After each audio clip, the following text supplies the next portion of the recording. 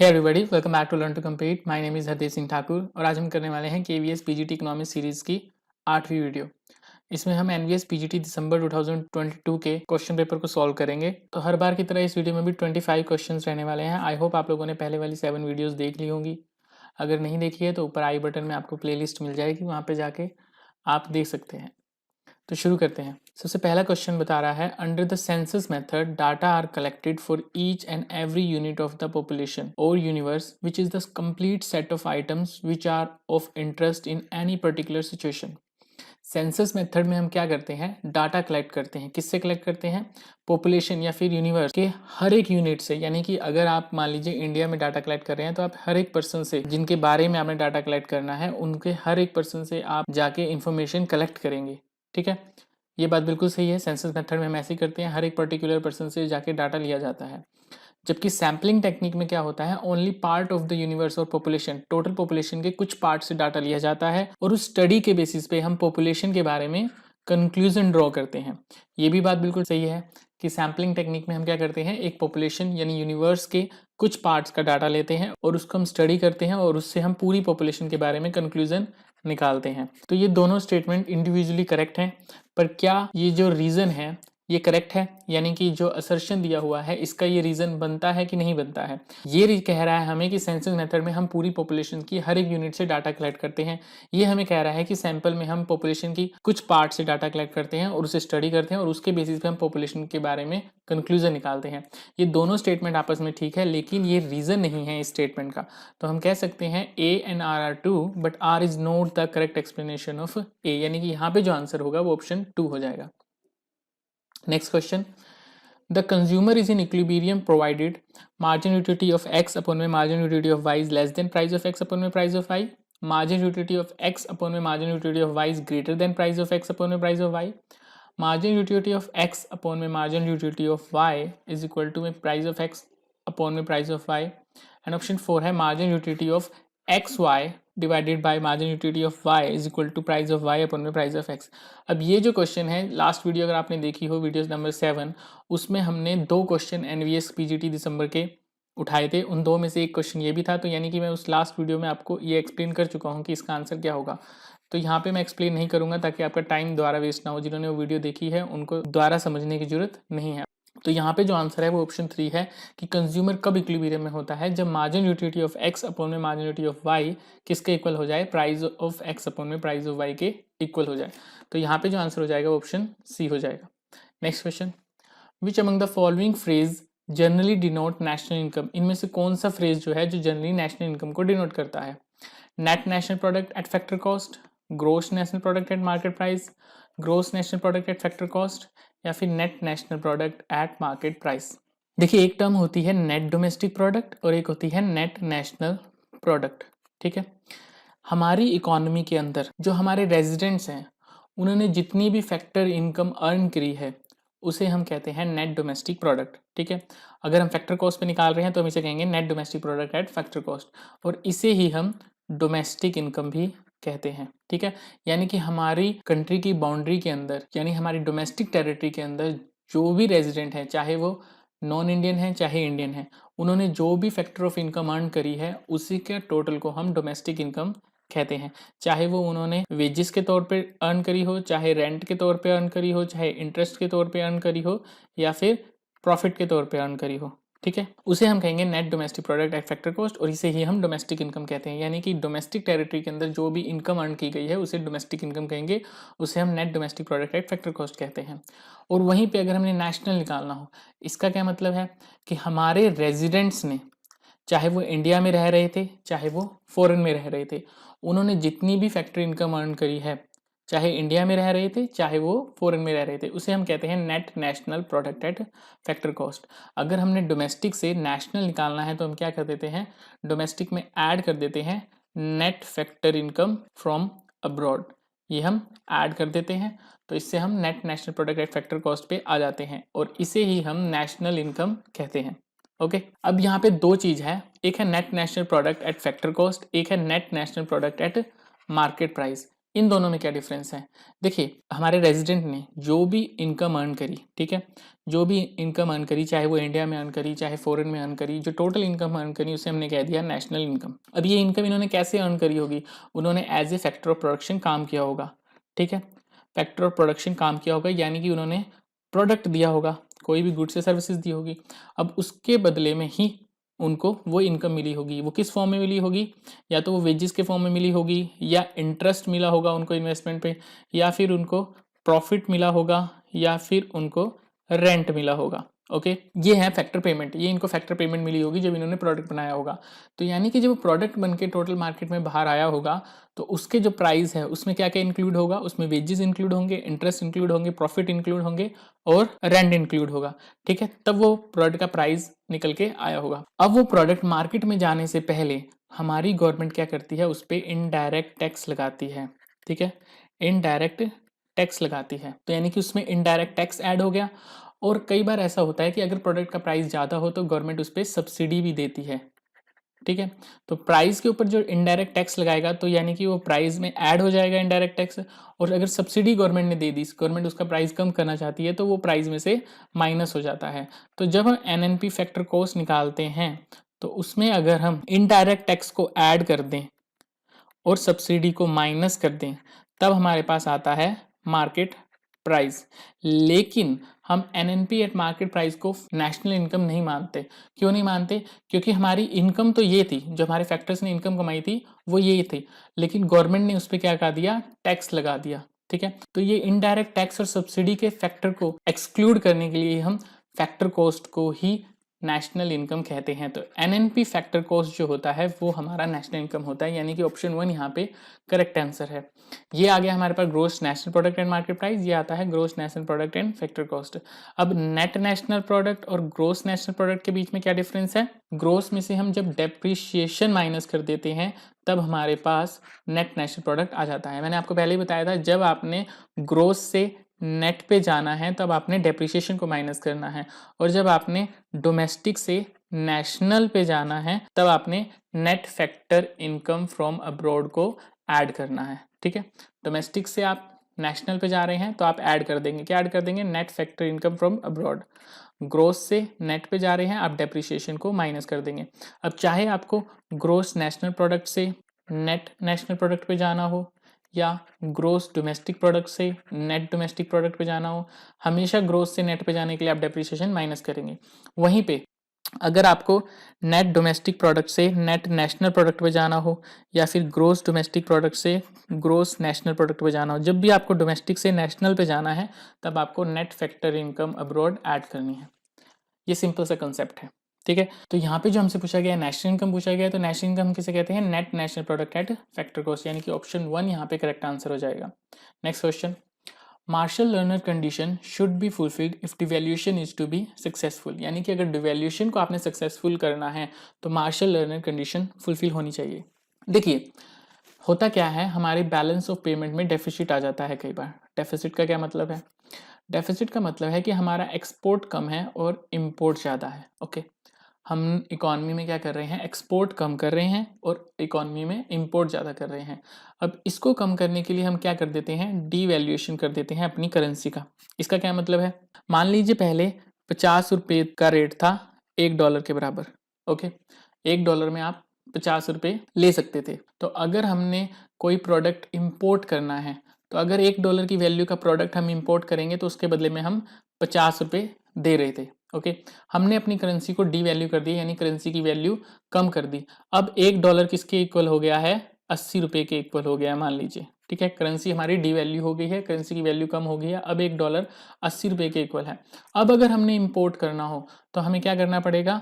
$1 का सामान मंगाने के बदले 80 रुपये देने पड़ेंगे। ओके, पहले हम $1 की वैल्यू का सामान मंगा रहे थे और उसे 50 रुपये दे रहे थे फॉरेन कंट्री को, अब हम उन्हें 80 रुपये दे रहे हैं, यानी कि हमारा इम्पोर्ट जो है वो महंगा हो गया, यानी कह सकते हैं हम डियरर हो गया, ठीक है। वहीं हम एक्सपोर्ट की बात करें तो पहले क्या हो रहा था कि हमें $1 के बदले में सिर्फ 50 रुपये का सामान देना पड़ रहा था, ठीक है।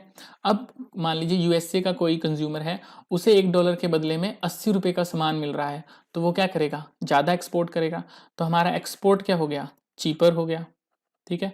इंपोर्ट डियरर हो गया, एक्सपोर्ट चीपर हो गया, एक्सपोर्ट सस्ता हो गया, तो हमारे एक्सपोर्ट क्या हो जाएंगे, इंक्रीज हो जाएंगे, और इंपोर्ट क्या हो जाएंगे, कम हो जाएंगे। ठीक है, ये होता है डिवैल्यूएशन से। तो जब एक्सपोर्ट कम हो रहा है और इंपोर्ट ज़्यादा है तब हम डिवैल्यूएशन कर देते हैं, और डिवैल्यूएशन से एक्सपोर्ट ज़्यादा हो जाता है, इंपोर्ट कम हो जाता है। ठीक है, अब यहाँ पे जो क्वेश्चन पूछा गया है, यहाँ पे पूछा गया है Marshall Lerner condition should be fulfilled if devaluation is to be successful. देखिए, जब बैलेंस ऑफ पेमेंट में डेफिसिट आता है या फिर बैलेंस ऑफ पेमेंट में डिसइक्विलिब्रियम आता है तो तीन तरीके से सॉल्व करने के मेथड हैं इसके। एक होती है इलास्टिसिटी अप्रोच, ओके, एक होती है अब्सॉर्प्शन अप्रोच, और एक होती है मॉनेटरी अप्रोच। ओके, यहाँ पे जो बात की गई है, यहाँ इलास्टिसिटी अप्रोच की बात की गई है। अब मार्शल लर्नर कंडीशन क्या कहती है हमें कि अगर आपने डिवैल्यूएशन को सक्सेसफुल बनाना है, यानी कि आप चाहते हैं कि डिवैल्यूएशन से आपका एक्सपोर्ट ज़्यादा हो जाए और इंपोर्ट कम हो जाए, तो उसकी एक कंडीशन है कि इलास्टिसिटी ऑफ एक्सपोर्ट प्लस में elasticity of import should be greater than 1, यानी कि इलास्टिसिटी और एक्सपोर्ट और इलास्टिसिटी ऑफ इंपोर्ट की वैल्यू जो है वो एक से ज़्यादा होनी चाहिए। ऐसा क्यों? मान लीजिए जो हम इंपोर्ट कर रहे हैं प्रोडक्ट वो नेसेसिटी है, ठीक है। मान लीजिए जो हम प्रोडक्ट इंपोर्ट करते हैं वो मेडिकल इक्विपमेंट है, ठीक है, रॉ मटेरियल है जिसे हम कम नहीं कर सकते। तो चाहे हमें 80 रुपए के बदले सिर्फ $1 का सामान मिल रहा है तब भी हमें मेडिकल इक्विपमेंट मंगवाने ही मंगवाने पड़ेंगे। चाहे हमारा इंपोर्ट महंगा हो गया है फिर भी हम मेडिकल इक्विपमेंट मंगाएंगे ही मंगाएंगे, रॉ मटेरियल मंगाएंगे ही मंगाएंगे। क्यों? क्योंकि इनकी इलास्टिसिटी जो होती है वो कम होती है, नेसेसिटी की इलास्टिसिटी कम होती है। तो चाहे इनका प्राइस हमारे लिए बढ़ गया है लेकिन हम इसका इंपोर्ट कम नहीं कर सकते क्योंकि ये नेसेसिटी है। तो ये कहती है मार्शल लर्नर कंडीशन कि इलास्टिसिटी जो है हमारे इंपोर्ट की और एक्सपोर्ट की वो ग्रेटर देन 1 होनी चाहिए, तभी डिवैल्यूएशन का हमें फायदा होएगा, वरना डिवैल्यूएशन का कोई फायदा नहीं होने वाला। तो ये पहली कंडीशन बिल्कुल ठीक है, Marshall Lerner condition should be fulfilled if devaluation is to be successful. Second condition कहती है devaluation makes export costly and import cheaper. Devaluation क्या करता है, एक्सपोर्ट को कॉस्टली कर देता है और इंपोर्ट को चीपर कर देता है। ये बात जो है वो बिल्कुल गलत है। मैंने आपको बताया डिवैल्यूएशन क्या करता है, एक्सपोर्ट को चीपर कर देता है, इंपोर्ट को डियरर कर देता है, यानी इंपोर्ट को महंगा कर देता है, कॉस्टली कर देता है। यहाँ पे क्या कहा है कि इंपोर्ट को तो सस्ता कर देता है, एक्सपोर्ट को कॉस्टली कर देता है। तो ये स्टेटमेंट गलत हो गई, ये स्टेटमेंट हमारी बिल्कुल सही हो गई, यानी कि option A is correct but R is incorrect. Option B इसका करेक्ट आंसर हो जाएगा। Next question, it is often true that as the economy begin to recover from a recession the unemployment rate rises। ऐसा देखा जाता है ज़्यादातर कि जैसे ही इकोनॉमी रिकवर करने की कोशिश करती है रिसेशन से, अनएम्प्लॉयमेंट रेट जो होता है वो बढ़ जाता है। देखिए यूजली क्या होता है, हमारी इकोनॉमी मान लीजिए बूम की तरफ जा रही है, इकोनॉमी ग्रो कर रही है, इकोनॉमी में ज़्यादा प्रोडक्ट बन रहा है, अब ज़्यादा प्रोडक्ट बन रहा है उसकी ज़्यादा डिमांड हो रही है, लोगों की इनकम बढ़ रही है, ठीक है। तो ऐसी सिचुएशन में क्या होना चाहिए, अनएम्प्लॉयमेंट कम होनी चाहिए, है ना। पर यूजली देखा जाता है कि ऐसे टाइम पे अनएम्प्लॉयमेंट बढ़ जाती है। इसका क्या रीजन है? देखिए सबसे पहले याद रखिएगा अनएम्प्लॉयड पीपल कौन होते हैं। अनएम्प्लॉयड वो होते हैं जो काम ढूंढ रहे हैं पर उन्हें काम नहीं मिल रहा, जो प्रेजेंट रेट ऑफ वेजिस पे काम करना चाहते हैं और काम ढूंढ भी रहे हैं पर उन्हें काम नहीं मिल रहा, वो अनएम्प्लॉयड पीपल हैं। मान लीजिए किसी इकोनॉमी में 10 लोग हैं, ठीक है, इन 10 में से 4 लोग जो हैं वो एम्प्लॉयड हैं, ठीक है, 4 लोग जो हैं वो अनएम्प्लॉयड हैं, यानी कि ये काम ढूंढ रहे हैं पर इनको काम नहीं मिल रहा, ठीक है, और 2% जो हैं वो ना तो एम्प्लॉयड हैं ना अनएम्प्लॉयड हैं, ठीक है। क्योंकि आप इसे अनएम्प्लॉयड में काउंट नहीं कर सकते क्योंकि ये लोग जो हैं वो काम ढूंढ ही नहीं रहे। इनका मानना यह है कि हमारी क्वालिफिकेशन कम है, हमें कोई काम क्यों ही देगा। मान लीजिए कि इस वजह से काम नहीं ढूंढ रहे कि इनको लगता है कि इनकी क्वालिफिकेशन कम है और इनको कोई काम नहीं देगा। और इकोनॉमी इस टाइम मान लीजिए रिसेशन की सिचुएशन में चल रही है, पहले ही अनएम्प्लॉयमेंट ज़्यादा है, 4 लोग, यानी कि इकोनॉमी में मोर देन 50% लोग तो अनएम्प्लॉयड बैठे हैं। तो ये लोग वैसे ही काम ढूंढने नहीं जाएंगे कि लोगों को वैसे ही काम नहीं मिल रहा है तो हमें तो कौन ही काम देगा, ठीक है। लेकिन जैसे ही बूम की सिचुएशन आती है, बूम की सिचुएशन आती है यानी इकोनॉमी में प्रोडक्शन इनकम बढ़ना शुरू हो जाती है तो हमारी जो फर्म्स हैं वो ज़्यादा लेबर हायर करना शुरू हो जाती हैं। तो जैसे ही बूम की सिचुएशन आने लगी, मान लीजिए 4 लोग जो अनएम्प्लॉयड थे एक को काम मिल गया, 5 लोग एम्प्लॉयड हो गए हैं, तो इस हिसाब से तो अनएम्प्लॉयमेंट कम होनी चाहिए थी, एम्प्लॉयमेंट बढ़नी चाहिए थी। लेकिन होता क्या है, ये जो 2 लोग थे जैसे ही बूम की तरफ इकोनॉमी चलने शुरू करती है, इकोनॉमी में इनकम, वेजेस, प्रोडक्शन बढ़ने लगती है, तो ये लोग भी काम ढूंढना शुरू कर देते हैं। अब जो पहले 4 लोग अनएम्प्लॉयड थे वो कितने हो गए, 6 हो गए। अब इस 6 में से अगर आपने एक को काम दे भी दिया तो ये 5 लोग एम्प्लॉयड हो गए, 5 अनएम्प्लॉयड हो गए। पहले कितने अनएम्प्लॉयड थे, 4 अनएम्प्लॉयड थे, अब कितने हो गए, 5 हो गए। तो एक तरह से हमें ऐसा लगता है कि अनएम्प्लॉयमेंट बढ़ गई, लेकिन उसका रीजन क्या होता है, तो क्या होता है, as the economy begin to recover, जैसे ही इकोनॉमी रिकवर करना शुरू करती है रिसेशन से, workers who were previously discouraged from recession, यानी कि रिसेशन से, then workers who were previously discouraged, वो वर्कर जो पहले डिस्करेज थे, जो पहले निराश थे about their chance of finding a job, कि उनको कभी जॉब मिलने का चांस मिलेगा, begin to look for work again, काम को दोबारा ढूंढना शुरू कर देते हैं। और जब वो काम को ढूंढना शुरू कर देते हैं तो वो अनएम्प्लॉयड में काउंट हो जाते हैं, और इस वजह से हमारी अनएम्प्लॉयमेंट रेट राइज हो जाती है जब हमारी इकोनॉमी रिसेशन से बाहर आना शुरू करती है। तो इसका आंसर जो हो जाएगा ऑप्शन 3 हो जाएगा। Next question, which of the following is not responsible for the collapse of the Bretton Woods system, Bretton Woods system के कोलैप्स के लिए इनमें से कौन सी प्रॉब्लम जो है वो रिस्पॉन्सिबल नहीं थी। ठीक है, देखिए ब्रेटन वुड्स सिस्टम क्या था, ब्रेटन वुड में एक कॉन्फ्रेंस हुई 1944 में, ओके, जिन्होंने मिलके 44 कंट्रीज ने मिलके एक ब्रेटन वुड्स सिस्टम बनाया। उसमें इन्होंने क्या किया, यूएस डॉलर को इन्होंने गोल्ड से कनेक्ट कर दिया कि 35 यूएस डॉलर किसके इक्वल होगा, 1 आउंस ऑफ गोल्ड के इक्वल होगा। ओके, अब ये यूएस डॉलर किससे कनेक्ट होगा, गोल्ड से कनेक्ट होगा। तो कोई भी कंट्री, इन 44 में से कोई भी कंट्री यूएस डॉलर से अपनी करेंसी को वैल्यू कर सकती है, और वो यूएस डॉलर आगे गोल्ड से वैल्यूड होगा। मान लीजिए आपके पास एक पाउंड है, ठीक है, वो पाउंड इक्वल है $50 के। ओके, अगर आपके पास एक पाउंड है जिसकी वैल्यू $50 के इक्वल है, तो हम कह सकते हैं आपके पास 2 आउंस ऑफ गोल्ड आ सकता है। ओके, तो जो यूएस डॉलर प्रिंट करेगा उसके बदले में उसे रिजर्व रखना पड़ता था, किसका, गोल्ड का। अगर वो $35 प्रिंट कर रहा है तो उसके बदले में उसे 1 आउंस ऑफ गोल्ड रिजर्व रखना पड़ेगा। ऐसा सिस्टम चला था ब्रेटन वुड्स सिस्टम में, और इसी टाइम, इस ब्रेटन वुड्स कॉन्फ्रेंस का ही टाइम है 1944 का, जब हमारे आईएमएफ और वर्ल्ड बैंक की नींव भी रखी गई थी। ठीक है, अब हुआ क्या था, उस टाइम में लोगों को गोल्ड का रिजर्व रखने की जगह लोगों ने क्या करना शुरू कर दिया, कंट्रीज ने क्या करना शुरू कर दिया, गोल्ड रिजर्व रखने की जगह यूएस डॉलर के रिजर्व बढ़ाने शुरू कर दिए, क्योंकि उनको पता था यूएस डॉलर गोल्ड से कनेक्टेड है, यानी कि अगर आपके पास यूएस डॉलर का रिजर्व है तो आप उसको कभी भी एक्सचेंज में गोल्ड ले सकते हैं यूएस से। ठीक है, तो कंट्रीज ने क्या किया, यूएस डॉलर के रिजर्व बढ़ाने शुरू कर दिए। तो ऐसी सिचुएशन में क्या होता है, यूएस में लिक्विडिटी की प्रॉब्लम आ गई। ठीक है, लिक्विडिटी की प्रॉब्लम आ गई, यानी यूएस के पास डॉलर की कमी होगी, जितने भी मार्केट में यूएस डॉलर था कंट्रीज ने क्या करना शुरू कर दिया, वो रिजर्व करना शुरू कर दिया अपने पास। ठीक है, तो पहली तो ये प्रॉब्लम आ गई। सेकंड सिचुएशन क्या हुई, इसी टाइम में 1955 से 75 तक एक वॉर चली थी जिसे हम कहते हैं वियतनाम वॉर।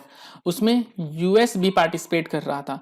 ठीक है, अब क्योंकि यूएस का बहुत सारा पैसा वियतनाम वॉर में लग रहा था, तो उसने क्या किया, बहुत ज्यादा यूएस डॉलर प्रिंट किया। ठीक है, अब यूएस डॉलर इतना प्रिंट किया कि उसके पास उतना गोल्ड रिजर्व नहीं था जितना उसको यूएस डॉलर प्रिंट करना पड़ गया।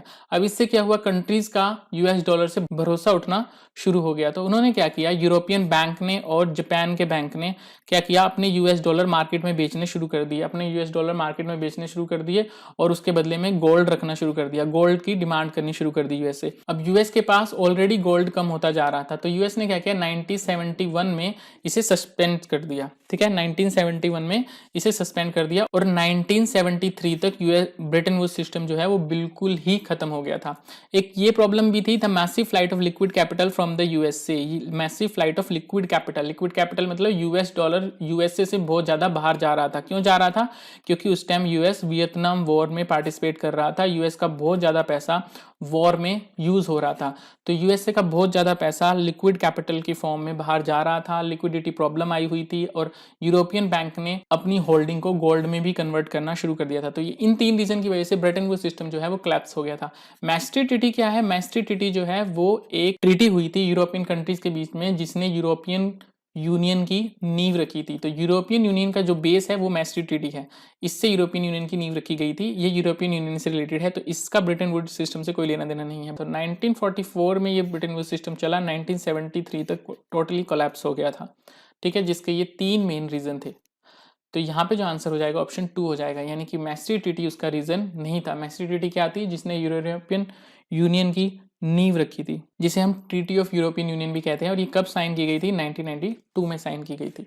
Next question, return to scale refer to change in output when. देखिए रिटर्न टू स्केल क्या होता है? जब आउटपुट में चेंज आएगा। किस वजह से? जब all factor of production are change in the same proportion, जब हम हर फैक्टर ऑफ प्रोडक्शन को सेम प्रोपोर्शन में चेंज करते हैं। मान लीजिए हमारे पास फंक्शन है Q is a function of capital and labour. Okay, आपने कैपिटल को और लेबर को लैम्डा से चेंज कर दिया, ठीक है, लैम्डा से आपने कैपिटल को बढ़ा दिया, लैम्डा से लेबर को बढ़ा दिया, यानी कि सेम प्रोपोर्शन में आपने कैपिटल लेबर को बढ़ाया। अगर आउटपुट भी लैम्डा से बढ़ जाता है तो हम इसे क्या कहते हैं? Constant return to scale. Okay, अगर आउटपुट लैम्डा स्क्वायर से बढ़ जाता है तो हम इसे कहते हैं इंक्रीजिंग रिटर्न टू स्केल, और अगर आउटपुट लैम्डा से कम बढ़ता है तो हम उसे कहते हैं डिक्रीजिंग रिटर्न टू स्केल। तो ये होता है return to scale. Return to scale का मतलब है कि आउटपुट में कितना चेंज आ रहा है जब आप इनपुट को सेम प्रोपोर्शन से इंक्रीज कर रहे हैं। तो यहाँ पे जो आंसर हो जाएगा वो ऑप्शन 1 हो जाएगा। Next question, economic reforms were introduced by China in. तो इसमें कुछ भी एक्सप्लेन करने की जरूरत नहीं है, ये फैक्चुअल क्वेश्चन पूछा गया था। 1978 में चाइना ने जो है इकोनॉमिक रिफॉर्म लाए थे, और कुछ ये भी एक वन ऑफ द रीज़न माना जाता है कि चाइना हमसे पहले तरक्की कर गया, क्योंकि हमें रिफॉर्म लाने में बहुत टाइम लग गया था। हम कहाँ 1991 में जाके रिफॉर्म लेके आए, और हमसे 12-13 साल पहले ही चाइना रिफॉर्म लेके आ गया था इकोनॉमिक। ठीक है, तो इकोनॉमिक रिफॉर्म लाने में हमने देरी भी कर दी थी कुछ, इस वजह से भी हम चाइना से पीछे रह गए हैं। तो यहाँ पे जो आंसर हो जाएगा वो ऑप्शन सी हो जाएगा। Next question, the premise that benefit of economic growth will reach all section of population is called। जो इकोनॉमिक ग्रोथ के बेनिफिट हैं वो हर सेक्शन ऑफ पॉपुलेशन तक पहुंचेंगे, इस प्रीमाइस को क्या कहते हैं, या फिर कह लीजिए इस धारणा को हम क्या कहते हैं? इस धारणा को हम कहते हैं trickle down effect. Trickle down effect का क्या मतलब होता है कि जब गवर्नमेंट वेल्थी पीपल या बिजनेसमैन को बेनिफिट देना शुरू करती है, कोई ऐसी स्कीम लाती है जिससे वेल्थी और बिजनेसमैन को फायदा हो, तो उससे क्या होता है, जब बिजनेसमैन या रिच पीपल को फायदा होता है तो इससे क्या होता है, वो ज़्यादा इन्वेस्टमेंट करते हैं, और ज़्यादा इन्वेस्टमेंट करने का मतलब है कि वो ज़्यादा जॉब्स क्रिएट करते हैं। ज़्यादा जॉब्स क्रिएट करने का मतलब है ज़्यादा इनकम आती है। ज़्यादा इनकम का क्या मतलब है कि गवर्नमेंट के पास ज़्यादा टैक्स आता है और लोग ज़्यादा डिमांड करते हैं, और जब लोग ज़्यादा डिमांड करते हैं तो इससे क्या आता है, मल्टीप्लायर इफेक्ट आ जाता है। ओके, तो इकोनॉमी और ज़्यादा ग्रो करना शुरू कर देती है। ये है ट्रिकल डाउन इफेक्ट, यानी कि आप रिच सेक्शन को फ़ायदा दीजिए और रिच सेक्शन से फ़ायदा अपने आप पुअर सेक्शन तक पहुंच जाएगा। ट्रिकल डाउन का मतलब क्या होता है, बूंद बूंद करके नीचे जाना। तो धीरे धीरे जब आप रिच सेक्शन को फ़ायदा करेंगे सोसाइटी के, तो लोग, गरीब लोगों को इसका फ़ायदा पहुंचना शुरू हो जाता है। इसे हम ट्रिकल डाउन इफेक्ट कहते हैं। तो इसका आंसर हो जाएगा ऑप्शन 3। दूसरा होता है trickle up effect. Trickle effect का अप इफेक्ट का क्या मतलब होता है कि गवर्नमेंट ऐसी पॉलिसी लेके आए जो डायरेक्ट पुअर सेक्शन को बेनिफिट दे। तो अगर आप डायरेक्ट पुअर सेक्शन को बेनिफिट देंगे, पुअर सेक्शन की इनकम बढ़ाने का काम करेंगे, तो उससे क्या होगा, पुअर सेक्शन की मार्जिन प्रोपेंसिटी टू कंज्यूम ज़्यादा होती है। वो ज़्यादा से ज़्यादा कंज्यूम करते हैं, सेव कम करते हैं, और जब वो ज़्यादा कंज्यूम करेंगे तो वो ज़्यादा डिमांड करेंगे, और जब वो ज़्यादा डिमांड करेंगे तो ज़्यादा इन्वेस्टमेंट होगी, और ज़्यादा इन्वेस्टमेंट होगी तो रिच पीपल तक भी फ़ायदा पहुंचेगा। तो ये इसका उल्टा होता है, यानी कि आप पुअर सेक्शन को बेनिफिट दीजिए, इकोनॉमी अपने आप ग्रो करना शुरू कर देगी। तो यहाँ पे जो आंसर हो जाएगा ऑप्शन 3 हो जाएगा। Next question, the SEBI is not responsible for. SEBI किस चीज़ के लिए रिस्पॉन्सिबल नहीं है? Promoting efficient services by brokers, ये देखने के लिए कि ब्रोकर्स जो हैं, जो स्टॉक मार्केट्स में ब्रोकर होते हैं, वो एफिशिएंट सर्विस दे रहे हैं कि नहीं दे रहे हैं। इन्वेस्टर्स इन्वेस्टमेंट प्रोटेक्शन, जो इन्वेस्टर हैं जिन्होंने इन्वेस्टमेंट किया हुआ है स्टॉक मार्केट में, उनको प्रोटेक्शन देने का काम भी सेबी करती है। ठीक है, ensuring fair practice by companies, ये चेक करना कि कंपनी जो है घोटाले करने की कोशिश तो नहीं कर रही, लोगों के साथ फ्रॉड करने की कोशिश तो नहीं कर रही है स्टॉक मार्केट के थ्रू। तो ये तीनों काम सेबी के होते हैं। ये सेबी का काम नहीं होता, यानी कि improving the earning of share holder, share holder की अर्निंग इंप्रूव हो रही है या नहीं हो रही, ये चेक करना सेबी का काम नहीं होता। तो यहाँ पे ऑप्शन 4 यहाँ पे करेक्ट आंसर हो जाएगा। अब सेबी से रिलेटेड एक चीज़ याद रख लीजिएगा, कई बार क्वेश्चन आ जाता है कि सेबी कब इस्टेब्लिश किया गया था। तो याद रखिएगा सेबी को 1988 में बनाया गया था। अगर हम एग्जैक्ट डेट की बात करें तो 12 अप्रैल 1988 को ये सेबी बनाया गया था। कई बार कुछ स्टूडेंट 1992 पढ़ के चले जाते हैं। देखिए, जब क्वेश्चन आता है कि सेबी इस्टेब्लिश कब किया गया था, तो 1988 में सेबी इस्टेब्लिश किया गया था। और जब क्वेश्चन में पूछा गया है SEBI as a statutory body कब इस्टेब्लिश की गई थी, तो वो 1992 में इस्टेब्लिश की गई थी, क्योंकि सेबी एक्ट आया था 1992 में। और जब किसी एक्ट के थ्रू आप किसी इंस्टीट्यूशन को पावर देते हैं तो उसे हम स्टैट्यूटरी बॉडी कहते हैं। तो सेबी को स्टैट्यूटरी बॉडी कब बना दिया गया था? 1992 में बना दिया गया था। लेकिन सेबी इस्टेब्लिश कब हुई थी? 1988 में। अगर आपको क्वेश्चन आ जाता है SEBI as a statutory body establish, तो वो तब आ जाएगा 1992। तो ये याद रखिएगा, यहाँ पे बहुत कंफ्यूजन रहती है कि 1988 कब लगाना है हमने, 1992 कब लगाना है। Next question, which of the following are the functions of WTO. WTO के इनमें से कौन से फंक्शन है? तो यहाँ पे देख सकते हैं आप, डब्ल्यूटीओ के फंक्शन दिए हुए हैं हमें। एडमिनिस्ट्रेटिंग ट्रेड एग्रीमेंट, यानी ट्रेड एग्रीमेंट को एडमिनिस्ट्रेट करना, और पहला ही अगर आप ऑप्शन देखें तो to facilitate the implementation, administration and operation of trade agreement, यानी कि ट्रेड एग्रीमेंट को इम्प्लीमेंट करना, उनके एडमिनिस्ट्रेशन करना और उनके ऑपरेशन को देखना किसका काम होता है? डब्ल्यूटीओ का काम होता है। तो ये फर्स्ट स्टेटमेंट बिल्कुल ठीक है यहाँ पे, यानी कि ऑप्शन ए करेक्ट हो जाएगा। To carry out periodic review of the trade policy of its member country, ये भी आप देख सकते हैं यहाँ पे, रिव्यूइंग नेशनल ट्रेड पॉलिसी, यानी कि मेंबर कंट्री की ट्रेड पॉलिसी को रिव्यू करना भी डब्ल्यूटीओ का काम होता है। ऑप्शन बी भी यहाँ पे करेक्ट हो जाएगा। To assist in the establishment of multilateral system of payment, ये यहाँ पे कहीं भी नहीं दिया होगा कि मल्टीलेटरल पेमेंट सिस्टम को इस्टेब्लिश करना डब्ल्यूटीओ का काम है, तो ये स्टेटमेंट गलत हो जाएगी। To promote international monetary cooperation, ये भी डब्ल्यूटीओ का काम नहीं होता है, क्योंकि डब्ल्यूटीओ मॉनेटरी कॉपरेशन नहीं देखता, वो सिर्फ ट्रेड देखता है। तो जो डब्ल्यूटीओ के बेसिक काम है वो ये दो हैं। तो ऑप्शन ए भी यहाँ पे करेक्ट आंसर है, यानी कि ऑप्शन 4 करेक्ट आंसर हो जाएगा।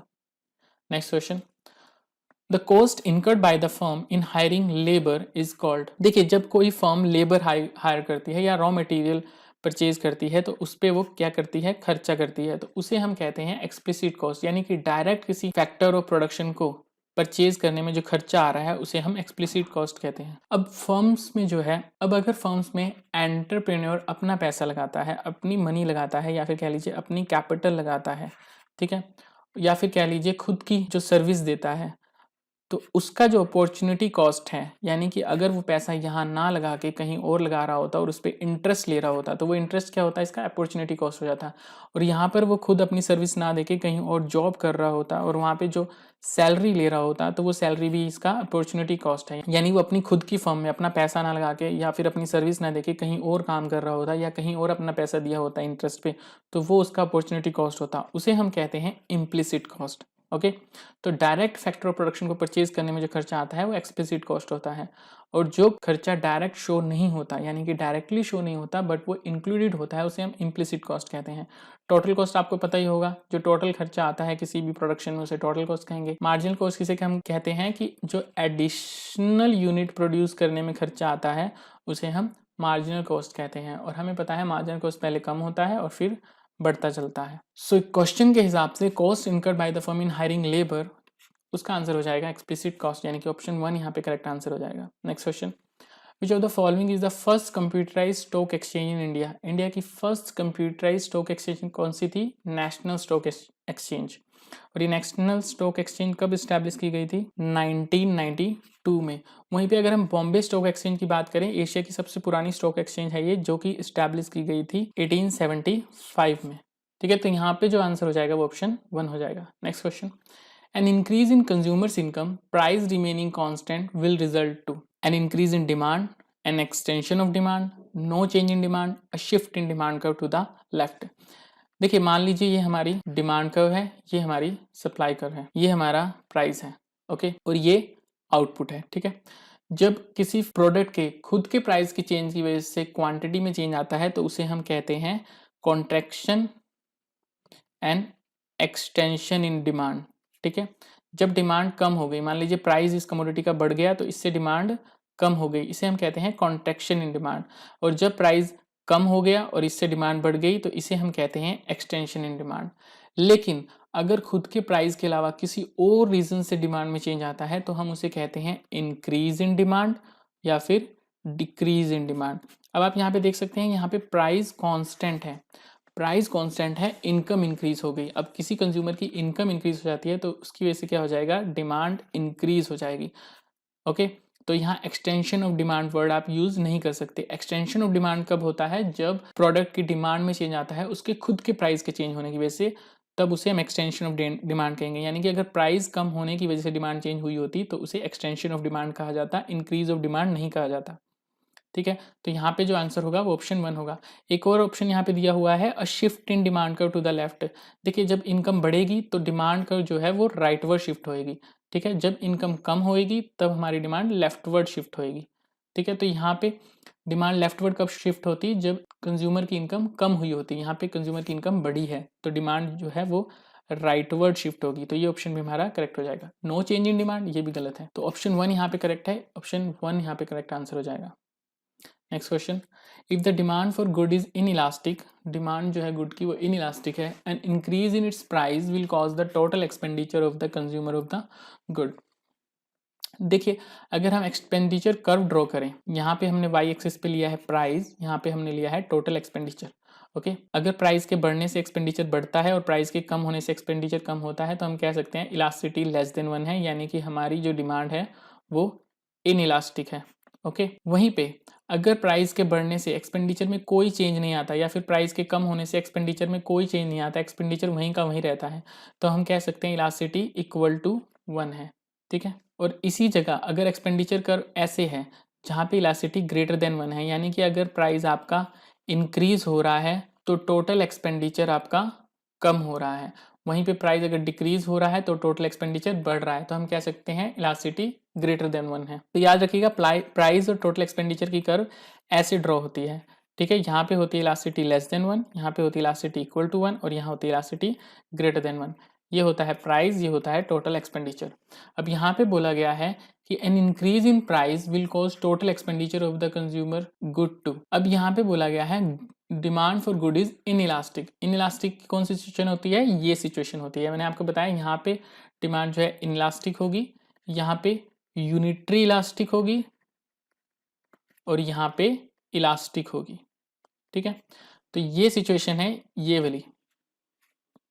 ठीक है, जब हमारी डिमांड फॉर गुड इनइलास्टिक है, तो अगर प्राइस इंक्रीज होगा तो टोटल एक्सपेंडिचर पे क्या फर्क पड़ेगा। देखिए, मान लीजिए पहले ये प्राइस था और ये क्वांटिटी, अब प्राइस अगर इंक्रीज हो गया तो आप देख सकते हैं टोटल एक्सपेंडिचर इस वाली कर्व में क्या हो जाता है, इंक्रीज हो जाता है।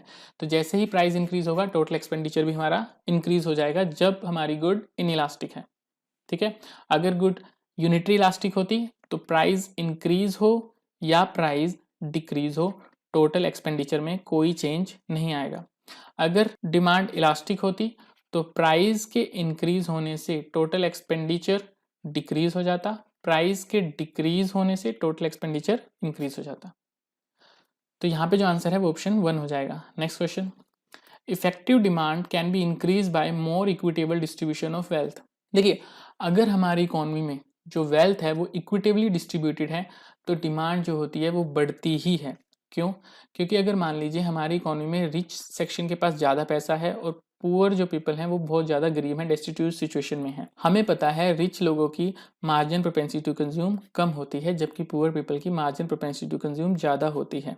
ओके, अगर इनके पास पैसा ज़्यादा आएगा तो इससे क्या होगा, ये ज़्यादा डिमांड करेंगे क्योंकि इनकी सेविंग हमेशा कम रहती है जबकि रिच सेक्शन की सेविंग ज़्यादा होती है। तो जब पुअर सेक्शन के पास पैसा आएगा तो डिमांड बढ़ेगी, डिमांड बढ़ेगी तो इकोनॉमी इम्प्रूव होगी। ठीक है, क्योंकि डिमांड बढ़ने से इन्वेस्टमेंट और ज़्यादा बढ़ेगी। तो हम कह सकते हैं कि जब इक्विटेबल डिस्ट्रीब्यूशन होगा वेल्थ का तो इफेक्टिव डिमांड इंक्रीज होती है। Effective demand for investment is more complex and more unstable than effective demand for consumption. ये भी बात बिल्कुल सही है। अगर आपने केन्स का केस देखा हो तो केन्स ने हमें क्या कहा था कि इकोनॉमी में डिप्रेशन का रीज़न क्या था। केन्स ने हमें डिप्रेशन के टाइम में ही अपनी थ्योरी दी थी, यानी 1936 के आसपास आए थे जब डिप्रेशन का ही टाइम चल रहा था। 1930s में हमारा डिप्रेशन का टाइम चला था। तो केन्स ने कहा था डिप्रेशन का रीज़न ये है कि इन्वेस्टमेंट कम हो गई है। इन्वेस्टमेंट कम क्यों हुई है? क्योंकि इन्वेस्टमेंट सिर्फ रेट ऑफ इंटरेस्ट पे डिपेंड नहीं करती। इन्होंने कहा था इन्वेस्टमेंट एक और चीज़ पे डिपेंड करती है जो है मार्जिन एफिशिएंसी ऑफ कैपिटल, यानी कि हमें कैपिटल कितना रिटर्न देने वाला है। अब जो हमारे प्रोड्यूसर हैं, केन्स ने कहा था वो पेसिमिस्टिक हो गए थे। जो ये सिचुएशन थी डिप्रेशन की, वहाँ पे हमारे प्रोड्यूसर जो है पेसिमिस्टिक हो गए थे। उनको लग रहा था कि हमारी इन्वेस्टमेंट से रिटर्न उतना हमें नहीं मिलेगा। अब इसका रीज़न क्या था? इसका रीज़न केन्स ने दिया था एनिमल स्पिरिट। एनिमल स्पिरिट का मतलब है कि इसके पीछे कोई लॉजिक नहीं है, एकदम एक वेव आती है कि लोगों में पेसिमिज्म ज़्यादा बढ़ जाता है। तो यहाँ पे इनको लग रहा था कि हमारे जो इन्वेस्टर हैं उनके अंदर पेसिमिज्म ज़्यादा आ गया है। उनको लग रहा है कि इन्वेस्टमेंट करने से रिटर्न ज़्यादा नहीं मिलेगा, मार्जिन एफिशिएंसी ऑफ कैपिटल जो है वो इस टाइम कम चल रही है, इसलिए वो इन्वेस्टमेंट नहीं कर रहे। तब इन्होंने कहा था कि यहाँ पे गवर्नमेंट को इंटरफेयर करना चाहिए और इन्वेस्टमेंट करनी चाहिए जिससे डिमांड बढ़ जाएगी और इकोनॉमी आउट ऑफ डिप्रेशन आ जाएगी। ठीक है, तो ये बात बिल्कुल सही है। जो इन्वेस्टमेंट है वो इन्होंने कहा था वो ज़्यादा कॉम्प्लेक्स सिचुएशन होती है as compare to consumption. Consumption easy है, आप लोगों की इनकम बढ़ा दीजिए, लोगों की कंजम्पशन अपने आप बढ़ जाएगी, ठीक है। लेकिन इन्वेस्टमेंट जो है वो कॉम्प्लिकेटेड सिचुएशन होती है। जरूरी नहीं है कि हमारे इन्वेस्टर के हाथ में पैसा है तो वो इन्वेस्ट करेगा ही करेगा। इन्वेस्टर जो है वो रेट ऑफ इंटरेस्ट भी देखता है, साथ में मार्जिन एफिशिएंसी ऑफ कैपिटल भी देखता है कि हमारी कैपिटल को उसे रिटर्न कितना मिल रहा है। अगर उसे लगता है कि रिटर्न कम मिल रहा है तो वो इन्वेस्टमेंट नहीं करेगा। तो कंजम्पशन से ज़्यादा कॉम्प्लेक्स होता है इन्वेस्टमेंट। तो ये दोनों सिचुएशन बिल्कुल सही है, पर ये जो है ये रीजन नहीं है इस असर्शन का, यानी कि इफेक्टिव डिमांड इंक्रीज हो जाएगी अगर आप इक्विटेबल डिस्ट्रीब्यूशन कर देंगे वेल्थ का, और इफेक्टिव डिमांड फॉर इन्वेस्टमेंट ज़्यादा कॉम्प्लेक्स है एज कंपेयर टू कंजम्पशन। ये भी बात बिल्कुल सही है, पर ये इसका रीजन नहीं है। तो हम कह सकते हैं both A and R correct, but R is not the correct explanation of A, यानी कि ऑप्शन 1 यहाँ पे करेक्ट आंसर हो जाएगा। Next question, the Stopler-Samuelson theorem postulates that imposition of tariff by a nation cause the real income of the nation's scarce factor to fall, scarce factor to rise, abundant factor to rise, scarce and abundant factor to rise। देखिए किसी भी country में कुछ factors of production जो होते हैं वो scarce होते हैं यानी कि कम होते हैं, और कुछ फैक्टर ऑफ प्रोडक्शन जो होते हैं वो अबंडेंट मात्रा में होते हैं। जैसे कि अगर हम इंडिया की बात करें तो इंडिया में कैपिटल की कमी है as compare to labour. Labour हमारे पास बहुत है पर हमारे पास कैपिटल की कमी है। मोस्ट ऑफ द टाइम आप जितनी भी डेवलपिंग कंट्री देखेंगे उनके पास लेबर ज़्यादा मिलेगी, कैपिटल कम मिलेगी। तो हम कह सकते हैं लेबर उनके पास अबंडेंट फैक्टर होगा और कैपिटल उनके पास स्केर्स फैक्टर होगा। जबकि आप डेवलप्ड कंट्री अगर देखेंगे तो डेवलप्ड कंट्री में कैपिटल अबंडेंट फैक्टर होगा लेकिन उनकी पॉपुलेशन इतनी ज़्यादा नहीं है, तो हम कह सकते हैं कि उनके लेबर जो है वो स्केर्स फैक्टर होगा, ठीक है। अब स्टॉपलर-सैमुएल्सन थ्योरम हमें क्या कहती है कि अगर इंटरनेशनल ट्रेड किया जाता है कंट्रीज के बीच में, इंटरनेशनल ट्रेड करने से क्या होता है, अबंडेंट फैक्टर को फायदा होता है और स्केर्स फैक्टर को नुकसान होता है, ठीक है। अबंडेंट फैक्टर के लिए तो ये अच्छा होता है किसी भी कंट्री के, स्केर्स फैक्टर को इससे नुकसान हो जाता है, ओके। लेकिन अगर आप टैरिफ इंपोज कर दें, कोई भी कंट्री अगर टैरिफ इंपोज कर देती है तो टैरिफ इंपोज करने से स्केर्स फैक्टर की इनकम बढ़ जाती है और अबंडेंट फैक्टर की कम हो जाती है। तो स्टॉपलर-सैमुएल्सन थ्योरम हमें यहाँ क्या कहती है कि imposition of tariff by nation cause real income of the nation scarce factor to rise, यानी कि स्केर्स फैक्टर की इनकम जो है वो राइज हो जाएगी और अबंडेंट फैक्टर की कम हो जाएगी। तो यहाँ पे जो आंसर हो जाएगा वो ऑप्शन 2 हो जाएगा। अबंडेंट फैक्टर टू राइज ये गलत हो जाएगा, scarce and abundant factor to rise दोनों की राइज होगी, ये भी गलत हो जाएगा। तो ऑप्शन 2 यहाँ पे करेक्ट आंसर है। Next question, Which of the following statement are true about the financial sector reform? Financial sector reform से related कौन सी statement true है? Financial sector reform mainly relate to banking sector. Financial sector reforms mainly relate to foreign exchange market. Financial sector reform mainly relate to urbanization in the country. या फिर financial sector reforms mainly relate to agriculture. देखिए financial sector reform जो होते हैं वो banking sector से related होते हैं, फॉरेन एक्सचेंज से रिलेटेड होते हैं, कैपिटल मार्केट से रिलेटेड होते हैं और गवर्नमेंट डेट मार्केट से रिलेटेड होते हैं, ठीक है। फाइनेंशियल सेक्टर रिफॉर्म जो होंगे वो बैंकिंग सेक्टर से रिलेटेड होंगे, फॉरेन एक्सचेंज मार्केट से रिलेटेड होंगे, कैपिटल मार्केट से रिलेटेड होंगे, गवर्नमेंट डेट मार्केट से रिलेटेड होंगे।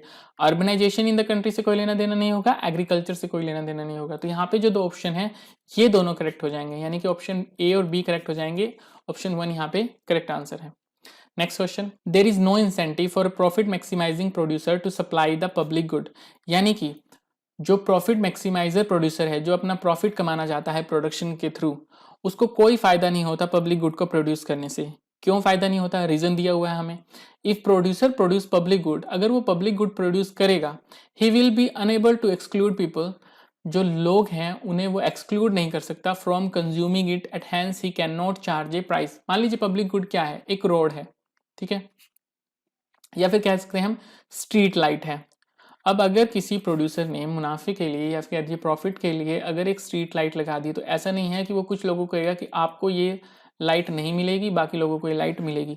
तो लोगों को एक्सक्लूड नहीं कर सकता, क्योंकि पब्लिक गुड की खासियत होती है कि वो नॉन राइवल होती है और नॉन एक्सक्लूडेबल होती है। तो ये बात बिल्कुल सही है कि प्रॉफिट मैक्सिमाइजर प्रोड्यूसर के लिए पब्लिक गुड को सप्लाई करने से कोई फायदा नहीं होगा। क्यों नहीं होगा, क्योंकि वो लोगों को एक्सक्लूड नहीं कर पाएगा। जो लोग उसके लिए पे नहीं कर रहे हैं उन्हें वो मना नहीं कर सकता उस चीज़ को यूज़ करने से, क्योंकि वरना वो फिर पब्लिक गुड नहीं रहेगी, फिर वो क्या हो जाएगी, प्राइवेट गुड हो जाएगी, ठीक है। पब्लिक गुड की खासियत ये होती है कि वो नॉन राइवल और नॉन एक्सक्लूडेबल होती है। तो ये दोनों स्टेटमेंट बिल्कुल ठीक है और ये रीजन भी बिल्कुल करेक्ट दिया हुआ है। वो इसलिए मुनाफा नहीं कमा सकता क्योंकि वो लोगों को एक्सक्लूड नहीं कर सकता जो उसे प्राइस पे नहीं कर रहे उस गुड का। तो इसका आंसर जो है ऑप्शन 4 हो जाएगा। Both A and R are correct and R is the correct explanation of A. Next question, which of the following measure of dispersion is based on all data observation. इनमें से कौन सा dispersion का जो method है वो सारे data पे, जिस डाटा को हम ऑब्जर्व कर रहे हैं उन सब डाटा पे डिपेंड करता है। 10-90 परसेंटाइल रेंज, 10-90 परसेंटाइल रेंज का क्या मतलब होता है कि हम 90th परसेंटाइल और 10th परसेंटाइल के बीच में डिफरेंस निकाल रहे हैं। तो ऑल डाटा इसमें भी हम ऑब्जर्व नहीं करते। इसे हम कैसे लिखते हैं, P90 माइनस P10।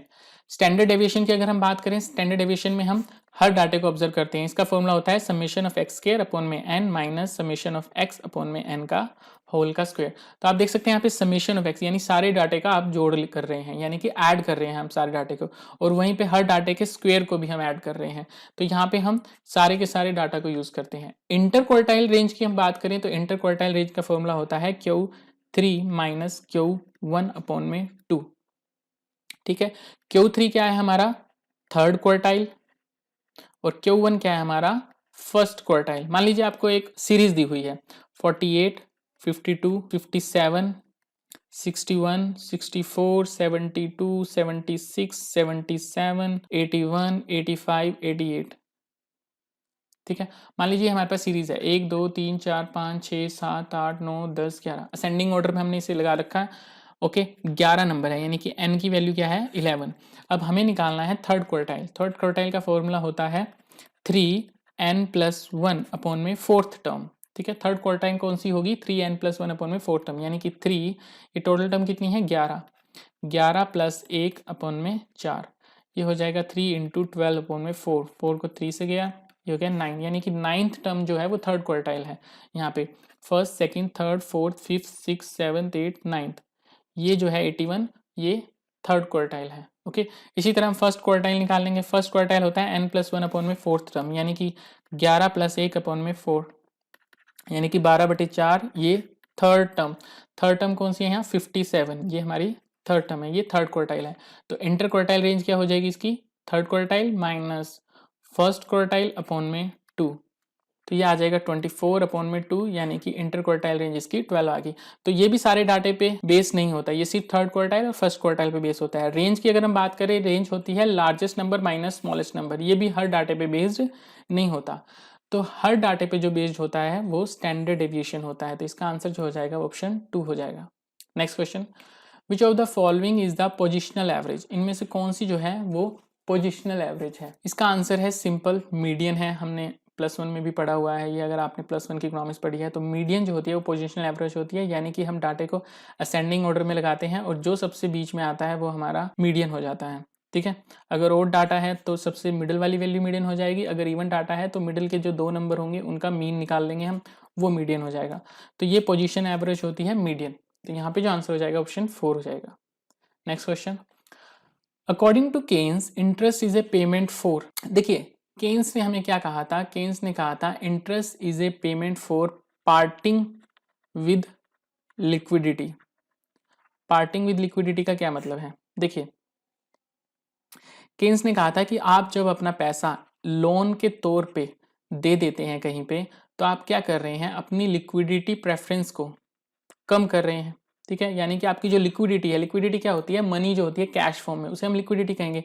पैसा जितना जल्दी आप निकाल के यूज कर सकते हैं उसकी लिक्विडिटी उतनी ज्यादा होती है। ठीक है, तो आपने लिक्विडिटी प्रेफरेंस अपनी कम कर दी, आपने कुछ टाइम के लिए वो पैसा जो है लोन पे दे दिया। ठीक है, तो इंटरेस्ट जो आपको मिल रहा है वो उस लिक्विडिटी प्रेफरेंस को कम करने के लिए मिल रहा है, यानी कि पार्टिंग विद लिक्विडिटी। जो लिक्विडिटी से आप दूर हो गए, पार्टिंग होता है दूर हो जाना, तो पार्टिंग विद लिक्विडिटी के लिए जो आपको मिलता है उसे हम इंटरेस्ट कहते हैं। तो यहाँ पे जो आंसर हो जाएगा according to Keynes, interest is a payment for liquidity preference, यानी कि लिक्विडिटी प्रेफरेंस को आपने जो शिफ्ट कर दिया उसकी जो पेमेंट है वो हमारा इंटरेस्ट है, यानी कि ऑप्शन 2 यहाँ पे करेक्ट आंसर हो जाएगा। Next question, according to Keynes the aggregate supply curve during depression. Depression के टाइम में एग्रीगेट सप्लाई कर्व कैसी होती है, tilt upward to right, horizontal line, vertical line, या टिल्ट डाउनवर्ड टू राइट। देखिए एक थे क्लासिकल और फिर उसके बाद आए हमारे केन्स भाई साहब। ठीक है, क्लासिकल का मानना था कि एग्रीगेट सप्लाई कर्व जो होती है वो होती है वर्टिकल स्ट्रेट लाइन। ओके, ये हमारी एग्रीगेट डिमांड कर्व है, ये हमारी एग्रीगेट सप्लाई कर्व है।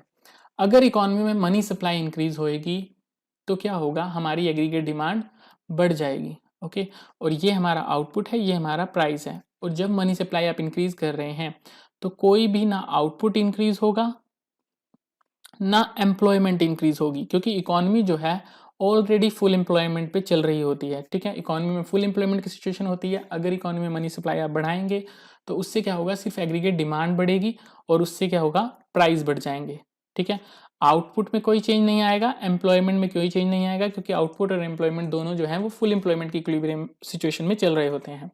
केन्स का कहना था कि एग्रीगेट सप्लाई कर्व वर्टिकल नहीं होती, एग्रीगेट सप्लाई कर्व डिप्रेशन के टाइम में हॉरिजॉन्टल होगी, उसके बाद वो वर्टिकल होगी। यानी कि जब फुल एम्प्लॉयमेंट की सिचुएशन आ जाएगी उसके बाद वो वर्टिकल होगी, लेकिन डिप्रेशन में वो हॉरिजॉन्टल होती है। यानी कि अगर आपने इकोनॉमी में एग्रीगेट डिमांड बढ़ा दी तो एग्रीगेट डिमांड बढ़ाने से प्राइस इंक्रीज नहीं होगा, बल्कि आउटपुट आप इकोनॉमी में इंक्रीज कर लेंगे और एम्प्लॉयमेंट आप इकोनॉमी में इंक्रीज कर सकते हैं। प्राइस इंक्रीज नहीं होगा। प्राइस कब तक इंक्रीज नहीं होगा, जब तक आप एग्रीगेट डिमांड बढ़ाते बढ़ाते फुल एम्प्लॉयमेंट पे ना आ जाएं। फुल एम्प्लॉयमेंट के बाद अगर आप एग्रीगेट डिमांड इंक्रीज करेंगे तो प्राइस इंक्रीज हो जाएगा।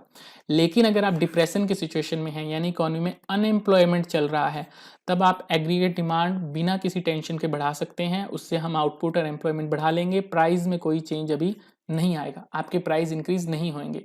तो डिप्रेशन की सिचुएशन में केन्स के हिसाब से एग्रीगेट सप्लाई कर्व कैसी होती है, हॉरिजॉन्टल लाइन होती है। ठीक है, तो यहाँ पे जो आंसर हो जाएगा ऑप्शन 2 हो जाएगा। Next question, law of variable proportion refer to amount of extra output secured by. देखिए, लॉ ऑफ वेरिएबल प्रोपोर्शन जो यूज करता है वो यूज होता है शॉर्ट रन में। जब भी वेरिएबल फैक्टर की बात आ गई तो हम बात कर रहे हैं यहाँ पे शॉर्ट रन की। ठीक है, तो law of variable proportion refer to amount of extra output secured by increasing quantity of variable factor to other fix factor. यानी कि आप वेरिएबल फैक्टर की क्वांटिटी बढ़ा रहे हैं फिक्स फैक्टर के साथ। तो क्योंकि हमें पता है शॉर्ट रन में क्या होता है, कुछ फैक्टर फिक्स होते हैं और कुछ फैक्टर वेरिएबल होते हैं। तो जो आप वेरिएबल फैक्टर की क्वांटिटी बढ़ाते जा रहे हैं फिक्स फैक्टर के साथ, उसे हम लॉ ऑफ वेरिएबल प्रोपोर्शन कहते हैं, कि आप वेरिएबल फैक्टर को बढ़ा के फिक्स फैक्टर के साथ कितना एक्स्ट्रा आउटपुट प्रोड्यूस कर रहे हैं। ठीक है, increase quantity of both fix factor and variable factor, दोनों की क्वांटिटी अगर चेंज हो रही है तो फिक्स फैक्टर की तो कोई वैल्यू ही नहीं रही फिर, है ना। फिर हम फिक्स फैक्टर लिख ही क्यों रहे हैं अगर आप दोनों को बढ़ा पा रहे हैं। फिक्स फैक्टर वही है जिसे आप इंक्रीज नहीं कर सकते। Increasing quantity of fix factor, ये भी गलत है। अगर आप किसी की क्वांटिटी इंक्रीज कर पा रहे हैं तो फिक्स फैक्टर नहीं होगा, वो ऑटोमेटिकली वेरिएबल हो जाता है। इसीलिए लॉन्ग रन में हम फिक्स फैक्टर और वेरिएबल फैक्टर दोनों को अलग अलग यूज नहीं करते। ठीक है, फिक्स फैक्टर और वेरिएबल फैक्टर का कंसेप्ट ही शॉर्ट रन में आता है। Changing the scale of the plant, ये भी लॉन्ग टर्म की बात है। ठीक है, तो लॉ ऑफ वेरिएबल प्रोपोर्शन किसकी बात कर रहा है, ऑप्शन 1 की बात कर रहा है। Next question, the locus of Pareto optimality in production and consumption is given by social welfare function, utility possibility curve, grand utility possibility curve या फिर ट्रांसफॉर्मेशन कर्व। देखिए, दो टाइप की कर्व होती है, एक होती है हमारी कॉन्ट्रैक्ट कर्व, एक होती है हमारी utility possibility frontier. Contract curve हमें क्या बताती है, ऑल फिजिबल एलोकेशन बताती है जो पेरेटो एफिशिएंट है। ठीक है, जो पेरेटो एफिशिएंट है। यूटिलिटी पॉसिबिलिटी फ्रंटियर हमें क्या बताता है, ये जो पेरेटो एफिशिएंट कॉम्बिनेशन है, ये जो सेटिस्फेक्शन देंगे उन कॉम्बिनेशन को हमें बताता है। यानी कि जो लोकस ऑफ पेरेटो ऑप्टिमैलिटी है, जो प्रोडक्शन और कंजम्पशन में दर्शाया जाएगा, वो दर्शाया जाएगा यूटिलिटी पॉसिबिलिटी फ्रंटियर के द्वारा, या फिर कह लीजिए यूटिलिटी पॉसिबिलिटी कर्व के द्वारा। ये ग्रैंड यूटिलिटी पॉसिबिलिटी कर्व कैसी होती है, ये ऐसी होती है, ये एक तरह से रैप अप होता है। यानी कि जो यूटिलिटी पॉसिबिलिटी फ्रंटियर की आउटसाइड बाउंड्री होगी उसे हम ग्रैंड यूटिलिटी पॉसिबिलिटी फ्रंटियर कहते हैं। ठीक है, तो यहाँ पे जो आंसर होगा वो ऑप्शन 2 होगा। ट्रांसफॉर्मेशन कर्व की हम बात करें तो ट्रांसफॉर्मेशन कर्व किसे हम कहते हैं, प्रोडक्शन पॉसिबिलिटी कर्व को ही कहते हैं। ये सिर्फ प्रोडक्शन की बात करती है। ठीक है, यानी कि दो अलग अलग इनपुट से आप किस तरह से अलग अलग कॉम्बिनेशन ऑफ आउटपुट गेन कर सकते हैं। प्रोडक्शन पॉसिबिलिटी कर्व या प्रोडक्शन पॉसिबिलिटी फ्रंटियर भी कहते हैं हम इसे। ठीक है, तो यहाँ पे जो आंसर हो जाएगा वो ऑप्शन 2 हो जाएगा। तो ये थे आज के 25 क्वेश्चन। आई होप आप लोगों को पसंद आए होंगे। इससे नेक्स्ट वाली वीडियो में हम नेक्स्ट 25 क्वेश्चन करने की कोशिश करेंगे। तो मिलते हैं नेक्स्ट वीडियो में, तब तक बी सेफ, कीप लर्निंग। जय हिंद, धन्यवाद।